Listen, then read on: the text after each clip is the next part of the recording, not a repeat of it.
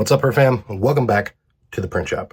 Today, I wanted to show you a quick kind of workflow process of how I'm doing stickers now. This is mainly for internal purposes, but I thought some of you might find it helpful.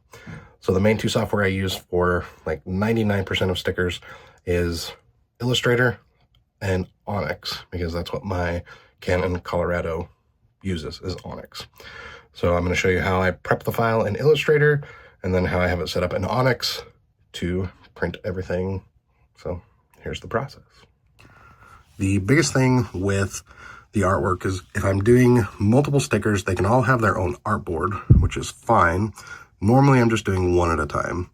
The biggest thing that you have to know is when doing the contour, it has to be a spot color that you call out within Flexi. Now by default, Onyx has cut contour built into it, but you can also specify your own paths if you want to. That's just done through the printer configurator, and I'm not going to go into those specific steps. But for our purposes, we need to make sure that whatever the contour path is, we call it out as a spot color named cut contour. I like to make sure things are organized, so I like to keep the cut paths in one layer and the artwork in another. And in this case, because all of these stickers are getting the same quantity, then you can have them as a single PDF with multiple pages. So we've got this saved as a single PDF with multiple pages, and that way it will use that as the area inside of Onyx. I will note, everything here was self-taught, so it might not be the right way or the best way, but it does work. Now, inside of Onyx, you need to make sure you have the right printer selected, and in my case, my printer has two rolls, so you need to make sure you also have the correct roll selected. From there, you click open. We happen to be in the right folder, so we'll select the PDF, and then I built this quick set that will automatically add my registration marks. So again, it's something that you can do in the configurator, is build these presets. So it uses my Flexi, or not my Flexi, it's Flex. I'm not sure why I put Flex, but it's my Suma cut. So my Suma cutter, and what it's going to do is it's going to open and process this job for my media with my width, and it has a default print mode of quality. So I can come in here. I know my customer is going to want the matte finish, so I can come in here, and this is where you can select like the rotation, you can select the quantity, and you can select the mode. So I'm actually going to change it to matte production, or not production, matte quality. And then over here, before I submit it, you can see that all of the pages of the PDF are here, and I have it set to conserve media.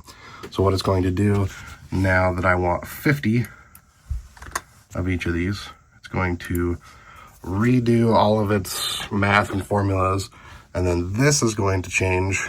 You can see now it's doing it. This is going to change to now have 50 of every single one of them.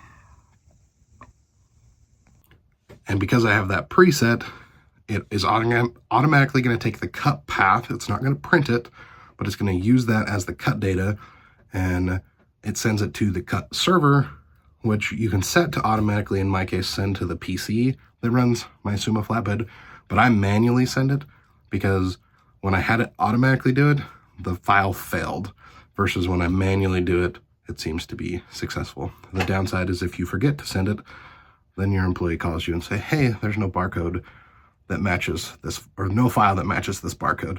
But again, this is the purpose of having these videos, is to try to document that process.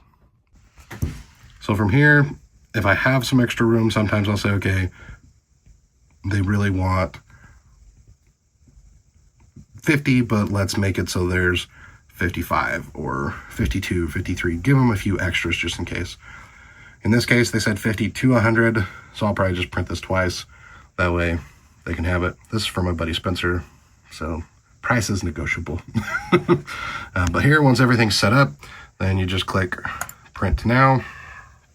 That will bring up the print dialog menu at some point. There we go. So I'm just going to say, let's go ahead and do 2 copies. We're going to put an inch of space between it.